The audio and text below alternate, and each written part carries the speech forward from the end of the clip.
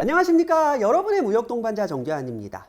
외국환 거래법에서 허용하는 한도 이내라고 하면은 예를 들어 유학생 계좌를 열어놓고 유학 자금으로 송금을 한 후에 한도 이내라고 하면은 남은 자금으로는 부동산 구매도 상관없나요? 이런 질문입니다. 그렇지 않습니다. 한도가 있다라는 건 당연한 얘기지만 그 한도 내에서 사용할 목적도 동일해야 됩니다. 유학 자금으로 송금을 했다라고 하면은 반드시 유학 자금으로 사용을 해야지 돈이 조금 남았다고 해서 다른 데 사용한다? 안 됩니다. 자, 그러면 불법 증여 문제가 함께 발생할 수 있습니다. 또한 외국환 거래법에서는 몇몇 거래에 대해서는 특정하여 신고를 하고 신고한 내역에 대해 수리를 받도록 규정하고 있습니다. 그중 대표적인 것이 해외 부동산 구매 및 해외 부동산 임차입니다. 아니, 내가 해외에서 부동산 거래를 하는데 왜 한국에 신고를 해야 되죠? 신고를 해야 됩니다. 해외 부동산 거래는 불법 증여 문제가 함께 발생할 수 있기 때문에 이것이 불법 증여가 아닌 정당한 목적의 부동산 구매라는 것을 입증하기 위해 반드시 신고를 하고 수리를 받아야 됩니다. 항상 뉴스를 보면 논란이 되는 것이 뭡니까? 우리나라에서 돈 좀 있으신 분들이 해외에서 별장 구매해서 편히 쉬시잖아요. 그건 전혀 문제가 되지 않습니다. 그렇다면 그 해외에서 별장을 구매하는 데 있어서 외국환 거래법상 신고가 있었느냐, 이게 굉장히 중요한 겁니다. 그리고 그것은 누구 돈으로 구매를 한 것이냐, 누구 돈으로 부동산을 거래한 것이냐, 이런 부분들은 당연히 증여 문제가 함께 발생할 수 있기 때문에 반드시 파악을 해야 됩니다. 오늘은 외국환 거래법에서 규정하는 해외 부동산 거래에 대해 알아보고 어디까지나 외국환 거래법상 해외 부동산 거래에 대해서만 오늘은 알아볼 것이고요. 세법상 규정하는 증여 문제에 대해서는 오늘은 다루지 않겠습니다. 해외 부동산 구매 및 임차, 지금은 그냥 다 구매라고 하겠습니다. 해외 부동산 구매는 거래은행 또는 한국은행의 신고 대상이고 신고한 내역에 대해 수리를 받아야 됩니다. 항상 외국환 거래법이 그렇듯이 상황에 따라서 가벼운 것은 거래은행에만 신고하면 되고 조금 상황이 복잡하다, 금액이 크다 싶으면 한국은행에 신고를 해야 됩니다. 그럼 우리가 뭘 먼저 파악해야 됩니까? 신고 예외 대상은 아닌지, 그리고 또 뭘 파악해야 됩니까? 애초에 외국환 거래법 적용 대상은 맞는지. 자, 1단계, 2단계, 3단계, 4단계, 5단계 이 5단계로 파악을 해야 됩니다. 먼저 1단계, 거주성 판단입니다. 외국환 거래법은 어디까지나 거주자의 해외 부동산 거래에 대해서 규정을 하는 것입니다. 그렇다는 건 뭐예요? 비거주자가 해외에서 부동산 거래를 하건 말건 우리나라에서 신경 쓸 필요는 없겠죠. 자, 그러면 먼저 거주성을 판단해야 됩니다. 내가 해외에서 부동산 거래를 할 건데 내가 거주자냐 아니냐가 굉장히 중요합니다. 외국환 거래법에서 규정하는 거주성에 대해서는 추후 상세하게 영상을 만들 예정이니까 지금은 머릿속에 간단한 개념만 넣어두시면 됩니다. 거주성 판단 어떻게 할 것이냐? 해외 잠시 체제하는 한국인은 거주자고요. 해외에서 사업활동하는 한국인은, 즉 해외에서 영업활동을 한다? 그러면 비거주자가 되고, 해외에서 2년 이상 체제를 한다? 그러면 비거주자가 됩니다. 그래서 한국에 있는 한국인이거나 잠시 외국에 체제하는 한국인은 거주자가 되는 것입니다. 그러한 거주자가 외국에서 부동산 거래를 할 때는 신고를 하여야 됩니다. 자, 일단 거주자에 해당했다. 그러면 외국환 거래법 대상이겠구나. 일단 이렇게 판단을 하시고, 두 번째, 그러면 나는 거주자이고 외국에서 부동산 거래를 할 건데 외국환 거래법상 신고 면제, 즉 신고 예외 대상이 있지 않겠느냐 찾아보셔야 됩니다. 신고 면제, 신고 예외 사유에 해당을 하는지 먼저 여기서 중요한 말씀을 드립니다. 우리나라 관세청은 아무래도 이러한 예외 규정을, 즉 외국환 거래법에서 규정하는 예외 규정을 굉장히 보수적이고 엄격하게 해석을 하는 반면 실제 거래하는 당사자들은 예외사항이 이렇게 나와 있으면 신고 안 해도 되는 거 아니냐라고 해서 예외사항을 굉장히 가볍게 좀 판단하는 경향이 있습니다. 자, 이것 때문에 아니 나는 신고 예외에 해당한다라고 판단해서 신고를 안 했는데 뭐가 문제입니까? 라고 하고 관세청의 입장에서는 이건 그렇게 해석하시면 안 되죠. 이 조항은 이렇게 해석하는 것으로서 당신한테는 해당이 없습니다. 신고를 하셨어야 됩니다. 외국환거래법 위반입니다. 이렇게 돼서 부딪히거든요. 자, 그래서 신고 예외, 신고 면제의 대상은 항상 엄격하게 보수적으로 해석을 하는 그런 자세가 중요합니다. 외국환 거래 규정 9-39조에 보시면 이제 1항입니다. 거주자가 외국에 있는 부동산 또는 이에 관한 권리를 취득하고자 하는 경우로서 다음 각호의 1에 해당하는 경우에는 신고를 요하지 아니한다. 1, 2, 3, 4, 5, 6, 7, 8, 9, 10호 10개까지 있는데 그중 앞에 거 보시면 외국한 업무 취급 기관이 해외 지사의 설치 및 운영에 직접 필요한 부동산의 소유권 또는 임차권을 취득하는 경우. 뭐 3호 정부가 외국에 있는 비거주자로부터 부동산 또는 이에 관한 권리를 취득하는 경우. 다 보시면은요 상식적으로 신고하지 않아도 됩니다. 하지만 이게 일반인들한테 해당되는 경우는 많지 않을 겁니다. 9호와 10호를 보세요. 잘 보세요. 해외 체제자 및 해외 유학생이, 해외 체제자는 일정 기간 잠시 해외에 체제하는 거고요. 그 기간이 넘어가면 유학으로 넘어갑니다. 해외 체제자 및 해외 유학생이 본인 거주 목적으로 외국에 있는 부동산을 구매가 아니에요. 임차하는 경우.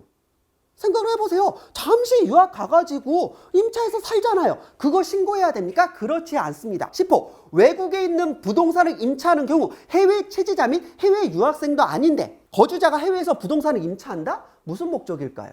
여러 가지 목적이 있겠지만 제가 지금 당장 생각나는 거 하나는, 제가 이제 20대 외국에 있을 때는 요즘은 하도 이제 게스트하우스가 잘 돼 있으니까 그쪽으로 가지만 이제 저 때만 하더라도 외국에 있는 한국인 민박집에 갔거든요. 한국인 민박집 보시면은 거기 그 유학 온 사람들이, 외국은 이제 그 임차 비용이 그렇게 비싸지 않으니까요. 그걸 빌린 다음에 그거를 이제 민박집으로 활용하고는 해요. 그런 걸 말하는 거겠죠. 외국에 있는 부동산을 본인 거주 목적으로 임차하는 경우.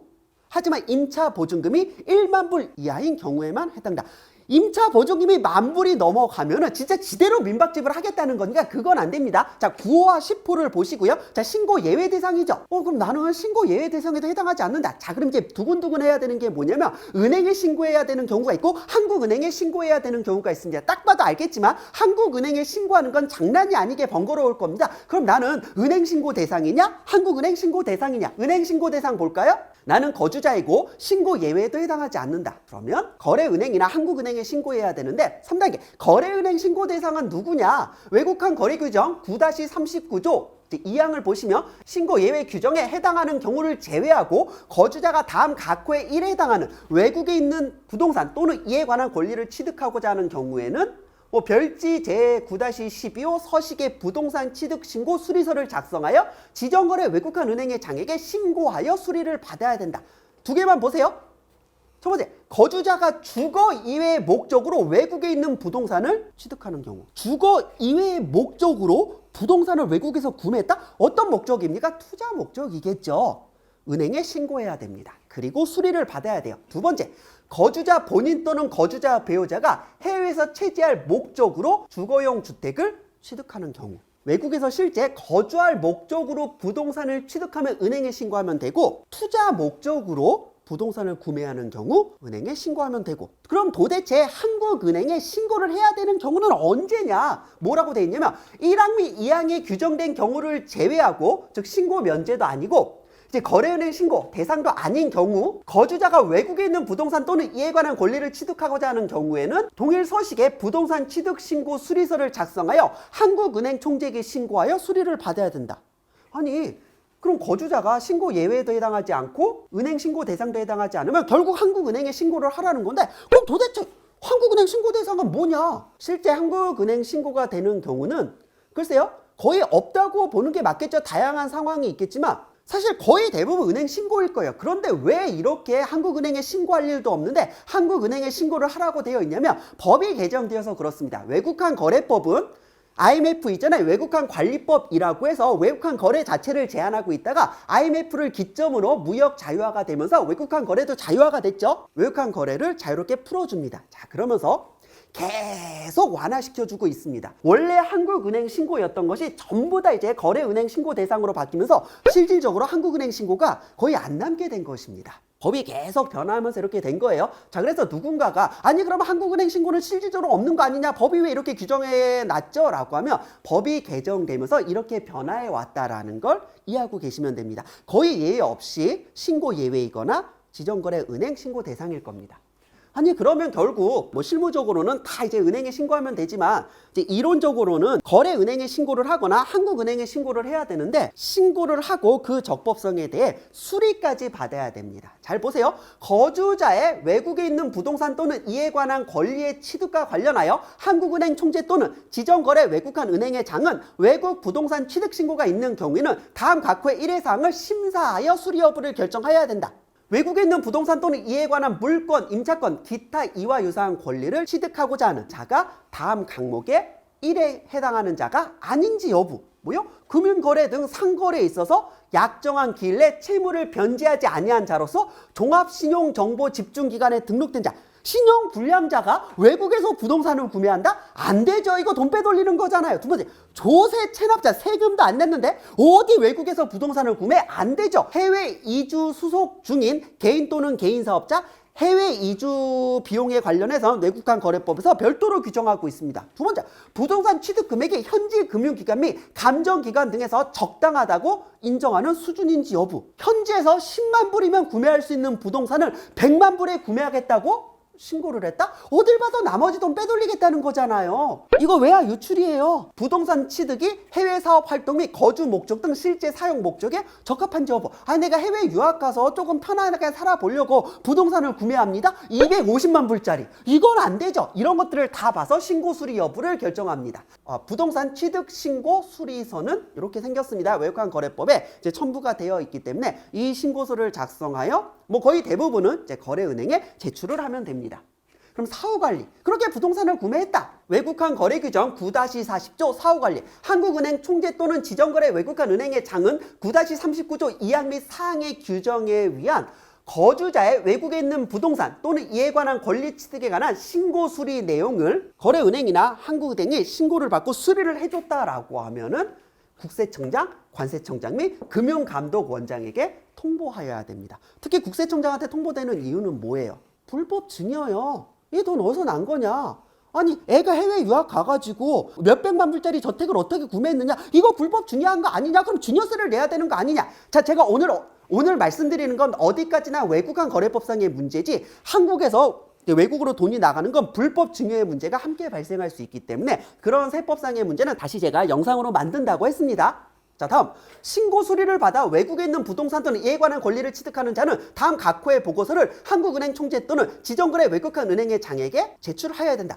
신고 수리를 받았으면 그걸로 끝이 아니라 해외 부동산 취득 보고서, 해외 부동산 처분 변경 보고서, 그 다음에 수시 보고서, 이런 것들을 제출을 해야 됩니다. 이렇게 사후관리를 받아야 됩니다. 외국환 거래법에서 신고를 하여 수리까지 받고 사후관리까지 하게 하는 경우는 정말 흔치 않습니다.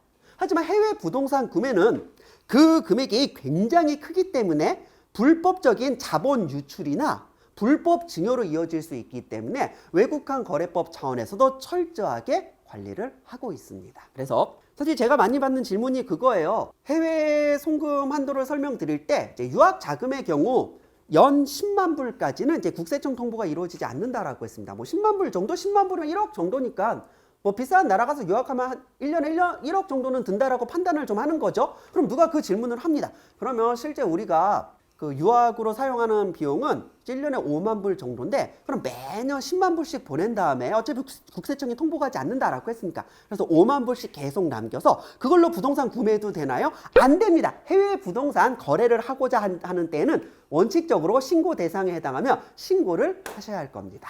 제가 답변 드리기 힘든 게 하나 있습니다.